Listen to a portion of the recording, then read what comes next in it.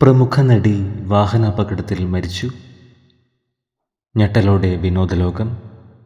കണ്ണീർ പ്രണാമം അർപ്പിക്കുകയാണ് സഹപ്രവർത്തകർ.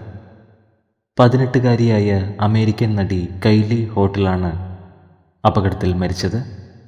ഗോഡ്സില്ല വേഴ്സസ് കോങ് എന്ന ചിത്രത്തിലും അതിൻ്റെ രണ്ടാം ഭാഗമായ Godzilla versus Kong the New Empire എന്ന ചിത്രത്തിലും മികച്ച വേഷം അവതരിപ്പിച്ച നടിയാണ് കൈലി. അമേരിക്കയിലെ മേരിലാൻഡിൽ വെച്ചുണ്ടായ കാർ അപകടത്തിലാണ് താരം അന്തരിച്ചത്. 18 വയസ്സായിരുന്നു. നടിയുടെ പിതാവ് ജോഷുവ മരണവാർത്ത സ്ഥിരീകരിച്ചു. ജൂലൈ 21-ാം തീയതിയാണ് നടി അന്തരിച്ചത്. പ്രണാമം അർപ്പിച്ച് നിരവധി പേരാണ് സോഷ്യൽ മീഡിയയിൽ എത്തിയത്.